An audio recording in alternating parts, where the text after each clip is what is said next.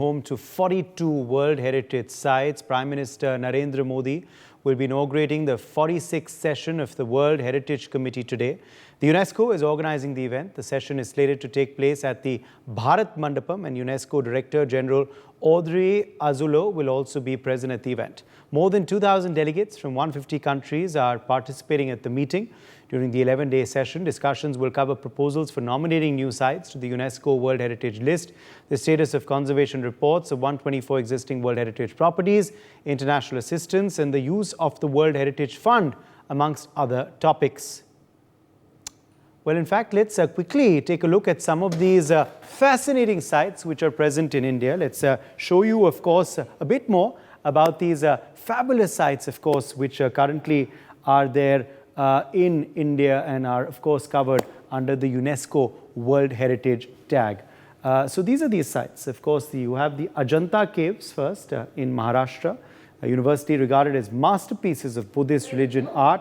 The caves, of course, include paintings and rock-cut sculptures as well. So clearly, of course, they're very, very beautiful. Let's tell you about the next site now. So let's tell you now about the Ellora caves. We told you about the Ajanta caves earlier. Let's tell you about the Ellora caves now as well. Now, these are one of the largest rock-cut Hindu temple cave complexes in the world, with artwork dating from the period of 600 to 1000 CE. And these are also, of course, in the state of Maharashtra. Meanwhile, there's also, of course, the beautiful Agra fort in Uttar Pradesh, served as the main residence of the rulers of the Mughal dynasty until 1638, when the capital was shifted from Agra to Delhi. And of course, also in Agra, in Uttar Pradesh, you have the Taj Mahal, designated as UNESCO World Heritage Site in 1983 for being the jewel of Islamic art in India and one of the universally admired masterpieces of the world. Also, the structures and elements that still exist are famed for their intricate artwork, iconography and themes, including erotic kama and mithuna scenes. This, of course, in Odisha's Sun Temple, another beautiful site, which, of course, is a UNESCO World Heritage Site. Mahabalipuram monuments. These, of course, are in Tamil Nadu. Now, this site has 40 ancient monuments and temples there, Hindu temples, including, of course, one of the largest open-air rock reliefs in the world. Also, let's tell you about the Kaziranga National Park. This, of course, is in Assam. The park hosts 2/3 of the world's Indian rhinoceros there as well. You can see them pictured, of course, there on your slide. The Keoladeo National Park. This is in Rajasthan. It's a beautiful national park which hosts thousands of native, resident, as well as migratory birds, especially, of course, during the winter season of the year. The Manas Wildlife Sanctuary. This is, of course, in Assam, and it's a lovely national park there. It's a project. It has a Project Tiger Reserve and also an elephant reserve as well. Also, many churches and convents across Goa, also covered under the UNESCO Heritage tag. These churches and convents are, of course, the name given to UNESCO to this set of religious monuments which are located in the Goa Vela area, the area of Old Goa in particular. So these, of course, are some of those beautiful sites there. And let's open this up to our panelists. Also joining us live, Utpal Kaul is with us, historian. Utpal Kaul, it's, a matter of pride for India that we're hosting this World Heritage meet, a meet that Prime Minister Narendra Modi will also be addressing very, very shortly. And of course, at the end of the day, India's tourism has got a big boost thanks to these heritage sites, isn't it? Which have all been designated by UNESCO. Uday, I may tell you that I feel so excited and I feel so proud that India is holding such event for the first time. And 2,000 delegates, 150 countries. And India is proud of its heritage. And as you were mentioning names of sites, I have been almost all these sites with foreign teams, with the tourists. And I think we have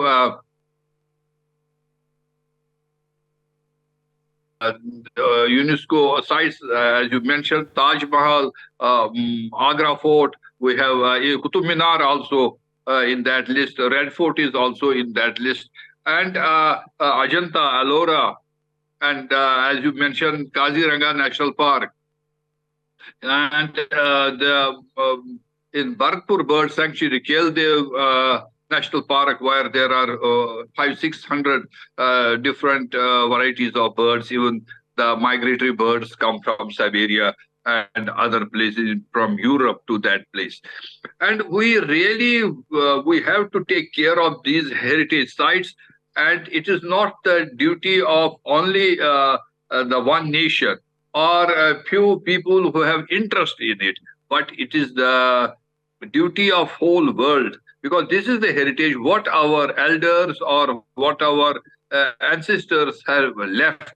They have worked hard, and it for some places like Ajanta and Ellora, it is 3 to 5 generations had worked hard, sacrificed to give such a creative temples, and the paintings painted or there, which is very exciting, which is very which gives us knowledge, which gives us the impression how great these heritage sites are.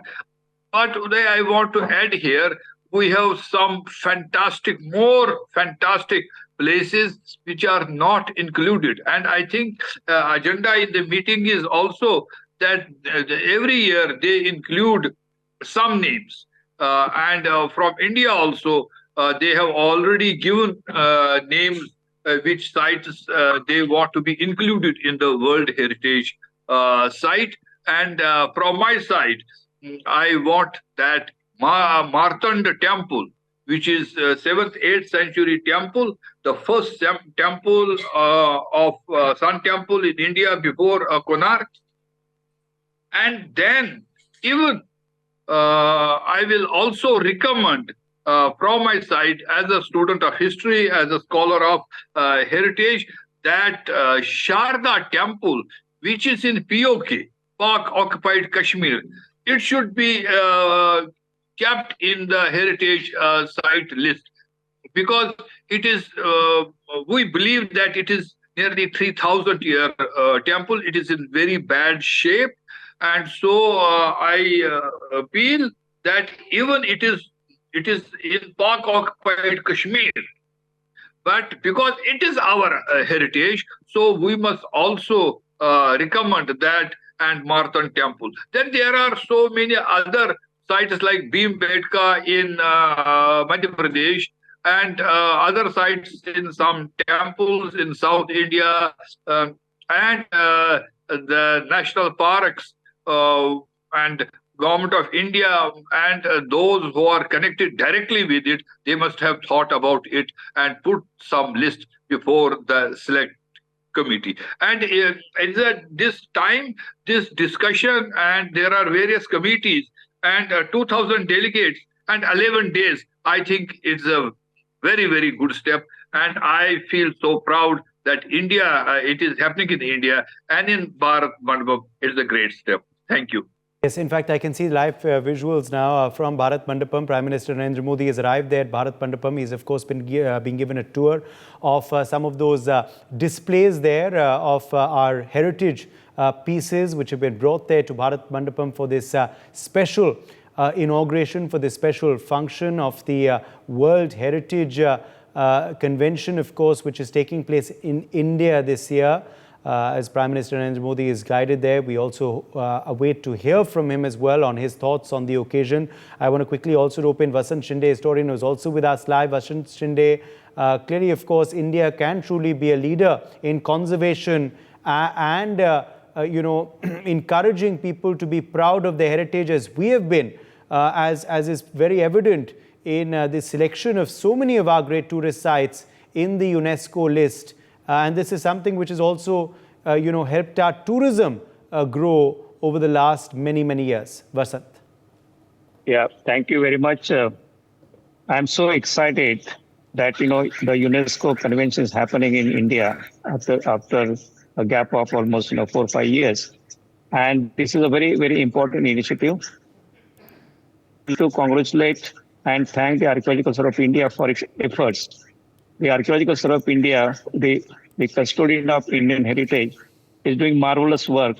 And because of their efforts, at least some of our sites are in the list of the World Heritage. But at the same time, I think every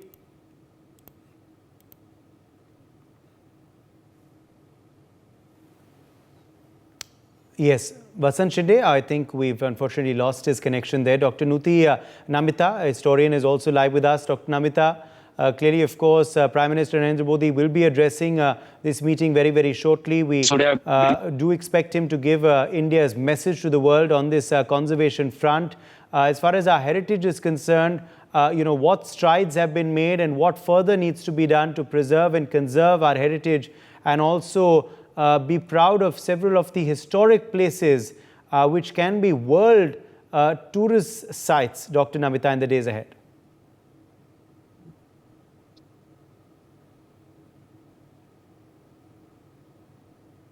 Dr. Namita, are you there with us? Okay, I think we're having trouble, unfortunately, with our connections of our guests today. But let me quickly bring you back in here, Utpal Kaul.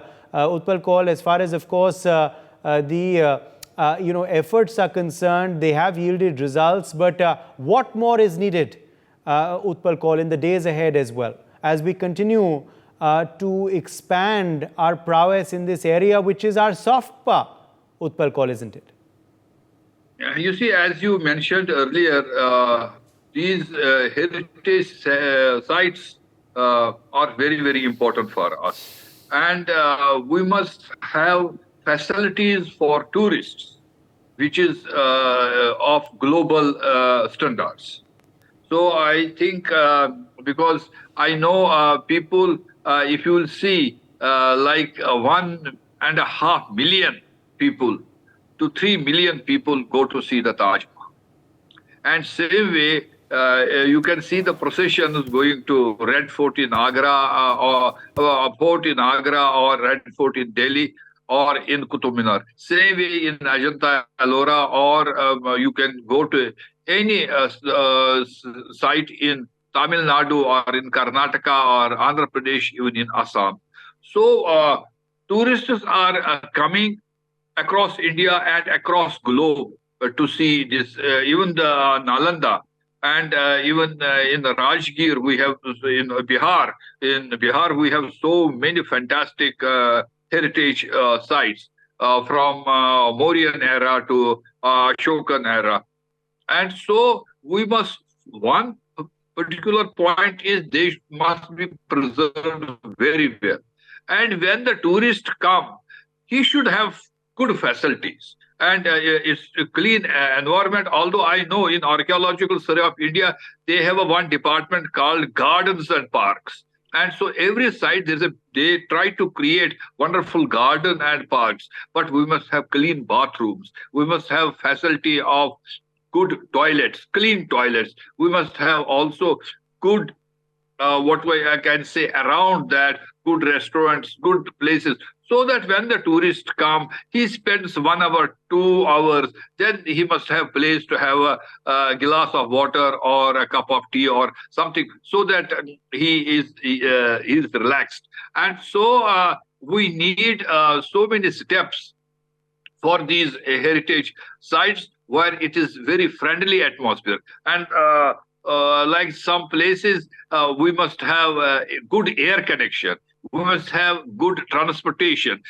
Like I may tell you now, more and more vehicles going to near to the heritage sites. They don't. They use golf cars, so they are on a solar system. So so that it is not a bad pollution. There is no pollution there. Air pollution. It is very clean air. So they are taking steps, but we need more and more steps, which are of global standards. Because in these heritage sites, these UNESCO sites, not only our local people, not only all Indians come, but people from 100 countries come and visit and appreciate the creativity of Indians what had happened for 2,000-3,000 years, and even in the Muslim era of medieval times. Thank you.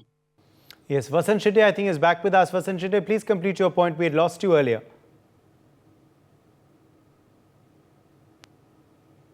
No, what I was telling, can you hear me now? Yes, yes. Go ahead. Yeah. So, no, what I was telling that, India has such a rich heritage. We have almost 2 million years old heritage in the country. And there are at least for 200, 250 sites we are waiting to be inscribed in the World Heritage. I think, if you take, the example of the temples in India, I think each temple has a universal value. And there are at least 50 temples which can be protected as a World Heritage monuments. Similarly, in Maharashtra, there are n number of forts. There are the ocean sea forts. There are land forts, and these forts also have such a tremendous universal value.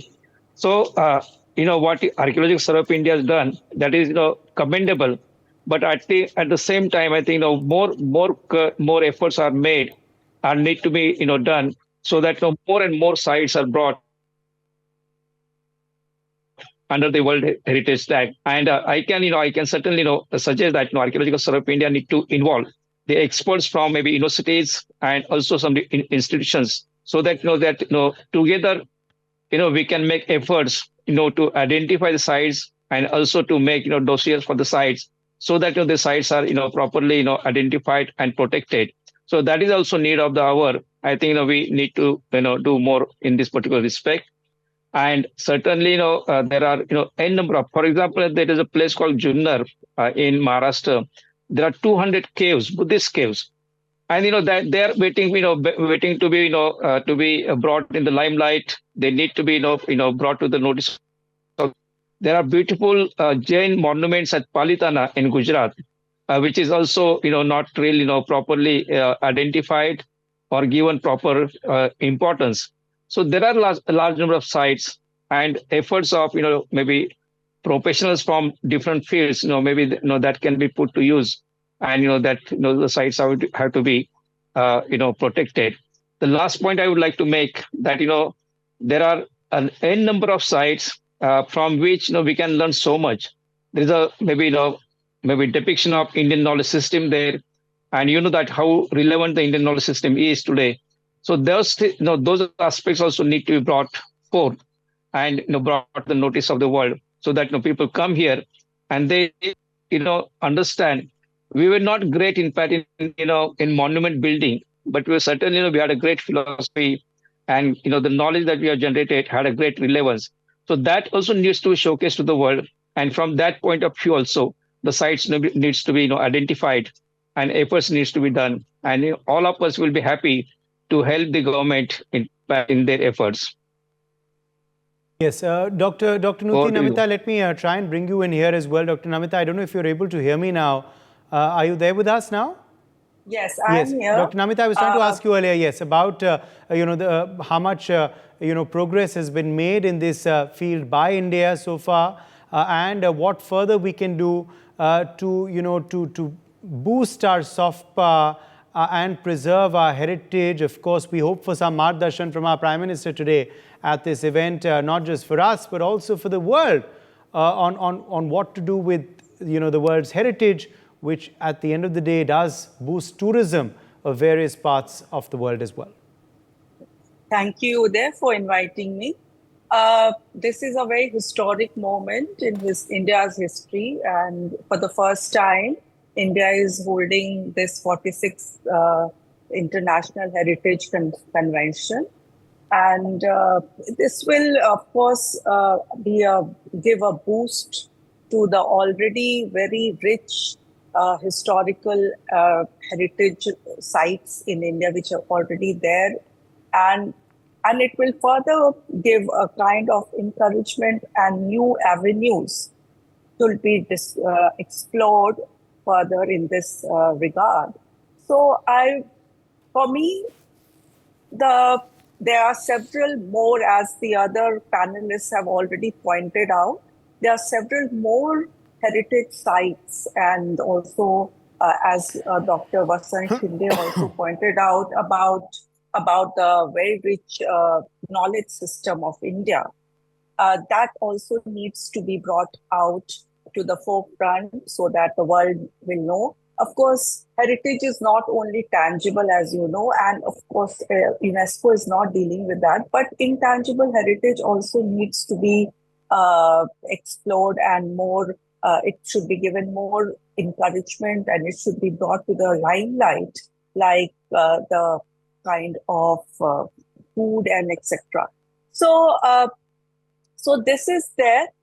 As far as the heritage sites are concerned, the temples and the, as far as to attract more tourists to these sites is concerned, funding needs to be given, and the further better utilization of the funding needs to be done. As Dr. Utpal Dutt has also pointed out, that better facilities, and especially in regard to making the visit of a tourist more interactive, more enjoyable even, we need to explore the ideas of using AR and VR technologies, audiovisual, so that it is more relatable to the layman, who is not so much a kind of a historian. He does not know much about the history of India or the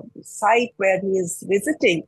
So it's more interactive and more knowledgeable to him to know about it. So for that purpose, we need to install such technologies. Of course, there is a kind of a discussion which will go on in this convention, I feel, about that Kailasha temple and Hoysala in Halebidu, the temples, where this technology will be used. And it's a good sign, it's an encouraging sign, and which needs to be further expanded and put into place in different other areas as well.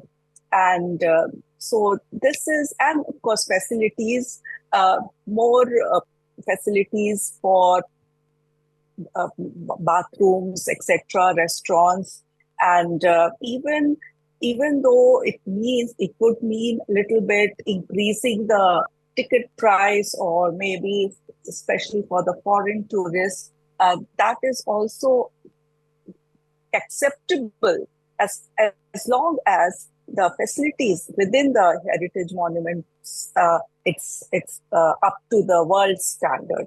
That is so important in today's world, and it will, of course, very much. There are so many other historical sites and heritage sites which needs to be brought under this whole UNESCO World Heritage sites. For more such videos, subscribe to the NewsX YouTube channel, hit the bell icon.